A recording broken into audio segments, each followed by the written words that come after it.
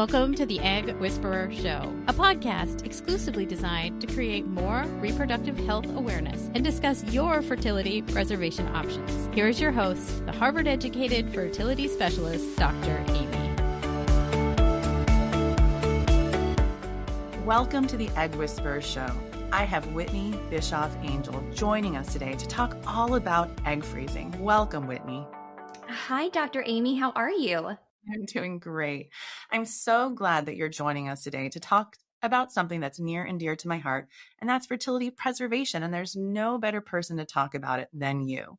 Well, thank you. I'm so glad to be here. And finally, that we get to meet. It's been a long time.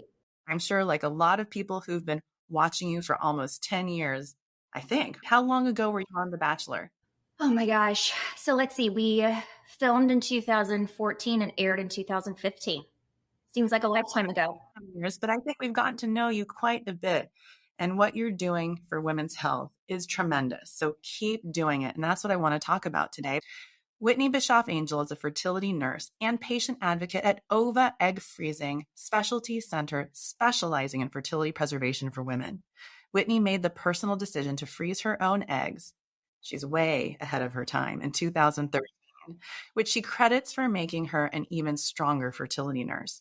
And then in 2015, Whitney joined ABC's The Bachelor. And since then, she's been using her platform to promote egg freezing, educating women around the world to be proactive versus reactive. Welcome again to the show, Whitney. And I'm excited to talk to you about 8, I'm sure we'll talk about more, great reasons to freeze your eggs and a little bit about IVF. So first of all, how did you get interested in becoming a fertility nurse?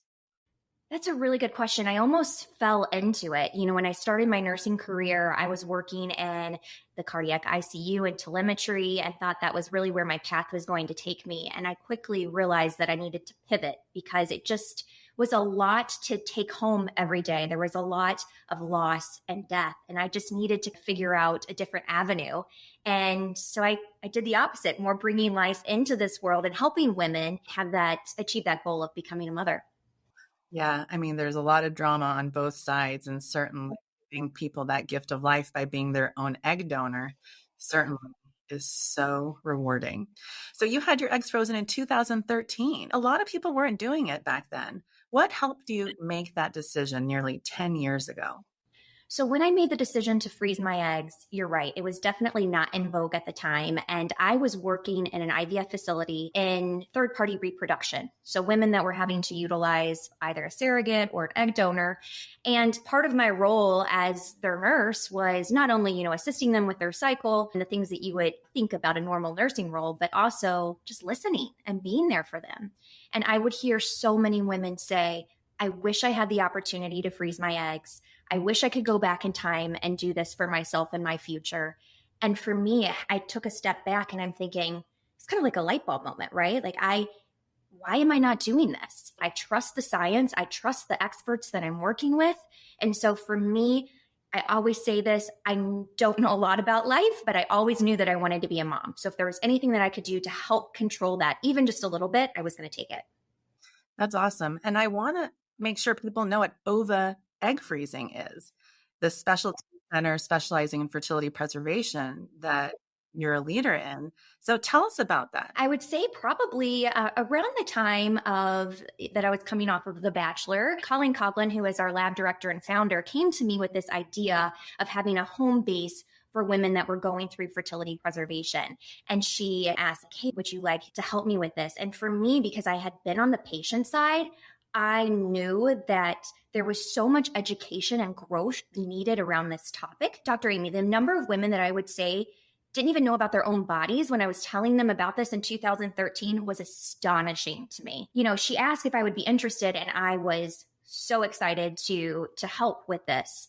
And what we did was, we really just took patients' experiences to help build the business model of OVA. So asking women that had gone through the process, what did you like? What did you not like? What would you do differently? And the two pieces, I would say, the critiques were just that women felt like their expectations weren't managed. And also women a lot of times felt like they got lost in the shuffle at the IVF clinic.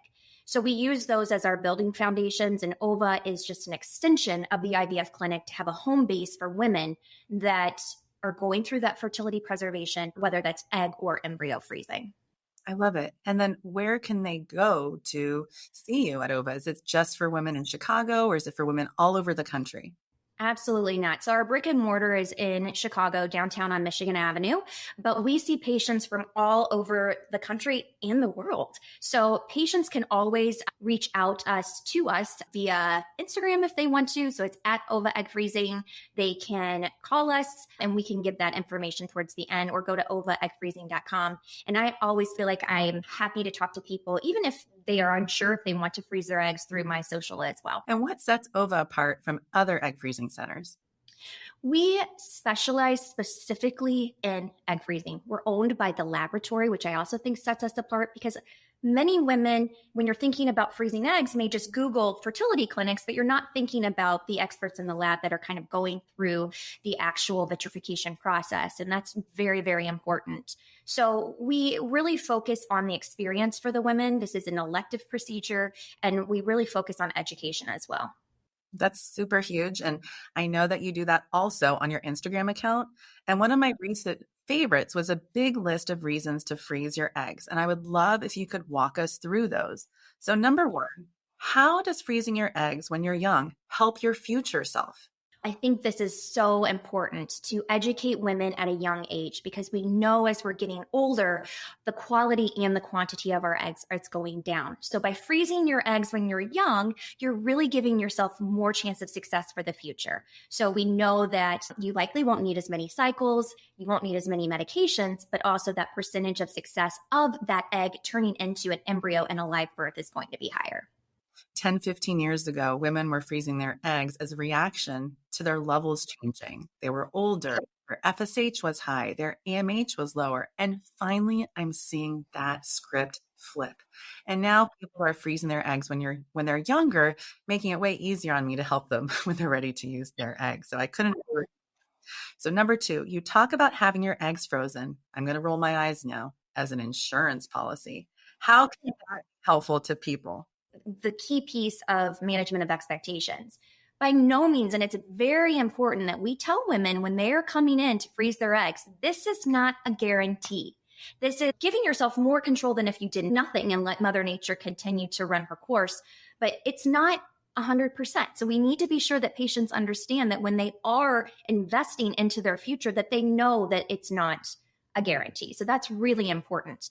But I think the insurance policy's catchphrase is more so because you don't know what's going to happen in the future. I swear, when I froze my eggs, I had no idea what was going to be happening within the future 10 years, a decade later. And that's one thing that always stayed consistent for me, knowing that I had those eggs there. So it took a little bit of pressure off.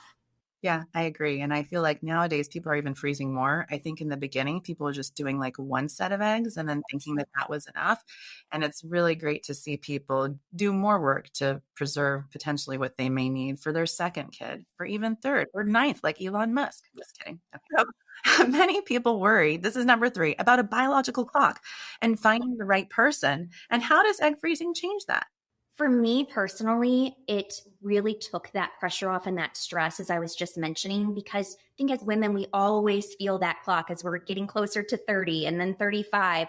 And I hate to hear that someone may have just chosen a partner just specifically because they felt like they had to because of their fertility. So this is giving women the option. Again, you don't have to settle. Go live your life. You're allowed to have it all. And this is going to help, again, just a little bit more control so that you don't have to worry about that. Yeah, one of my good friends, she always says, you can have it all, but maybe not all at the same time. So number four, and this breaks my heart when I see patients that have, a terrible diagnosis like cancer. How can egg freezing help with that? Unfortunately, when patients do have that diagnosis of cancer and they're going to have to be on treatment like chemotherapy, we know that that is going to affect their fertility. And so it can sometimes push them into menopause. So a lot of times women will want to go through the egg freezing process before they start that treatment so that they can have a chance of a family in the future. But alternatively, sometimes women have other chronic medical conditions that may impact them from even being able to carry a baby in the future. So anytime that you have a pre-existing medical condition, chronic medical condition, even things like diabetes or high blood pressure that could affect your future fertility or impact you carrying, I think it's always a good idea to think about.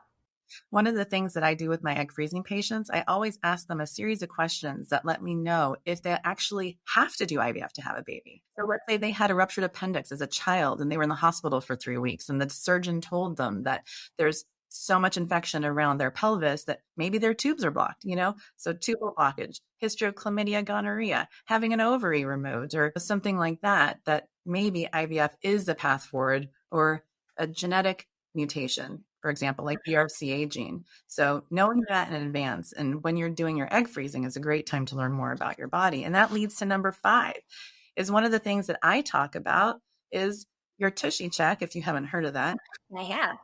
it sounds that it's very serious. Is the Y is your genetic profile. So what genetic situations come up that might make it so a person should consider egg freezing? So I think you hit the nail on the head with that BRCA gene, any sort of recessive genetic disorder. I think a lot of times it's important to educate women if they want to check on that recessive genetic sort of panel to see if they are a carrier for a recessive gene. If they know already that they are, or they are with someone that they know carries that exact same gene, by freezing eggs, you're able to do that testing on the embryo to ensure that the embryo is not affected, that we would be transferring. So it's important to educate on that. Sometimes women choose not to do that testing at the time of egg retrieval and may not want to do it until if and when they come back to use the eggs, which is fine as well. Yeah, I agree. It's fine. But for example, the other day I diagnosed Fragile X in someone. Knowledge is power. Know your genes. The more you know, better things will go. So now she's going to freeze even more eggs. You know what I mean? So that's just one of many reasons why sometimes knowing more early on is better.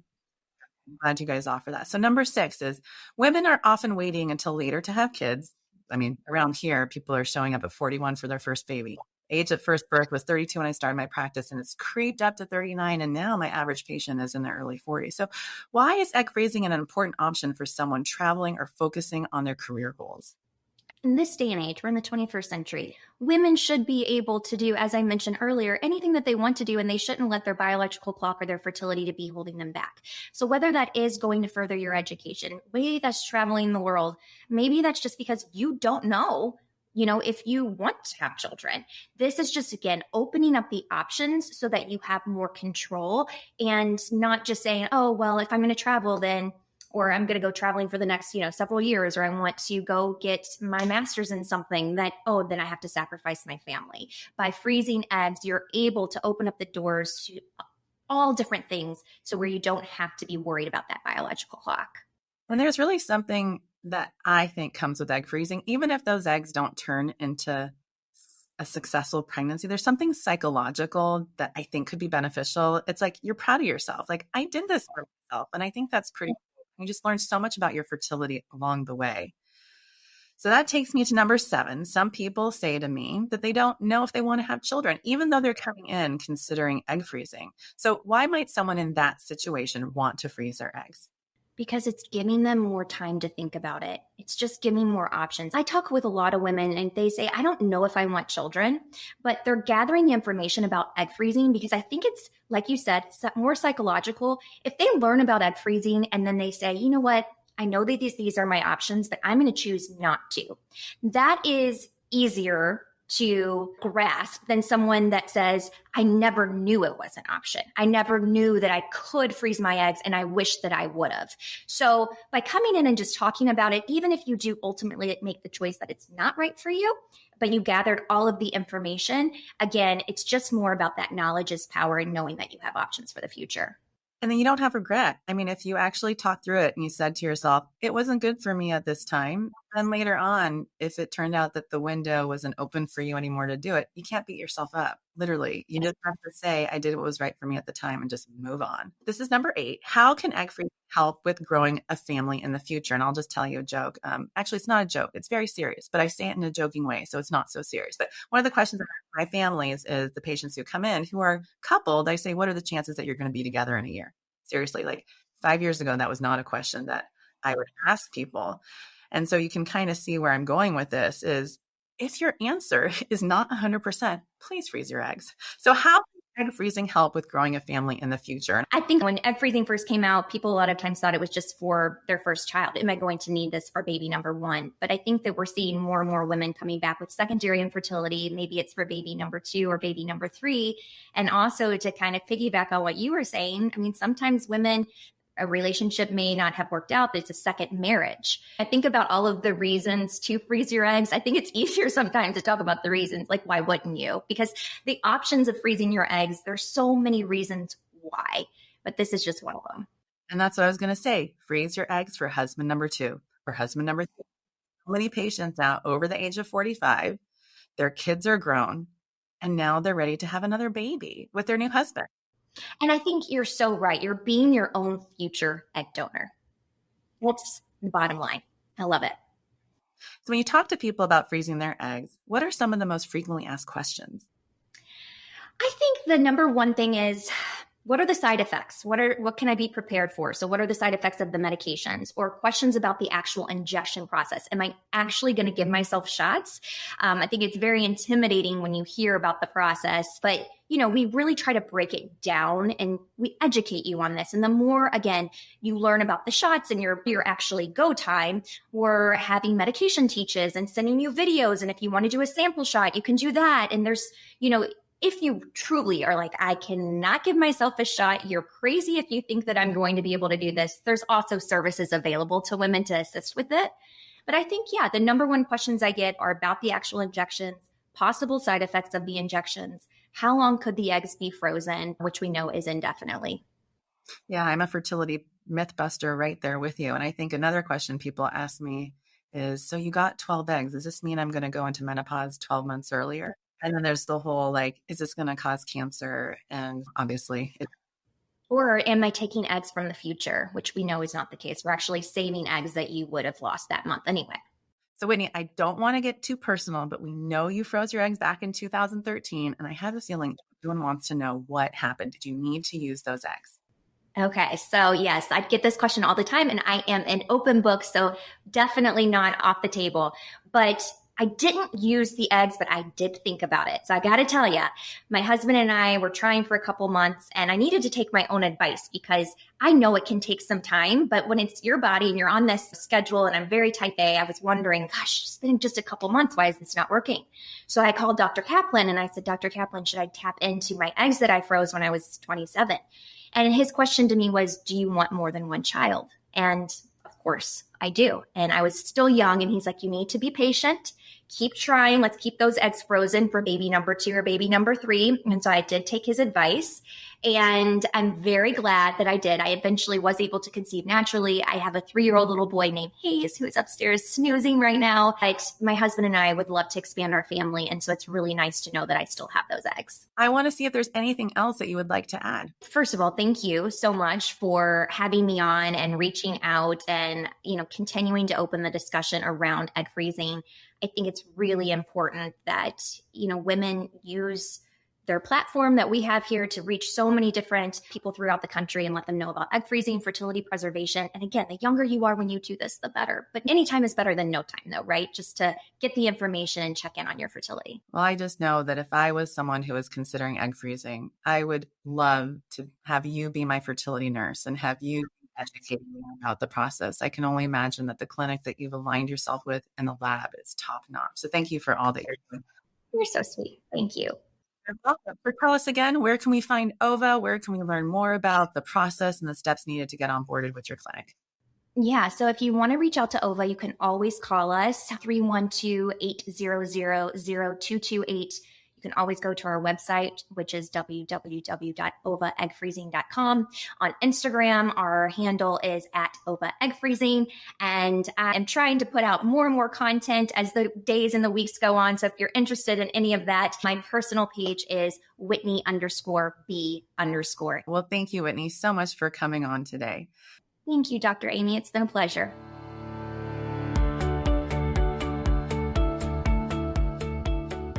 Thank you so much for listening and making the Egg Whisperer Show a part of your weekly routine. To find show notes and a full transcript for this episode, visit dramy.org and look under the blog tab. While you're there, you can find a link for the Egg Whisperer newsletter, which keeps you in the know about fertility news. You can also find Dr. Amy and the Egg Whisperer Show on YouTube, Instagram, or Facebook. If you'd like to learn even more, Dr. Amy offers classes at the Egg Whisperer School, eggwhispererschool.com, or you can request a consultation on dramy.org. Thank you so much for tuning in and for sharing the Egg Whisperer Show with others. Keep sparkling and have a great day.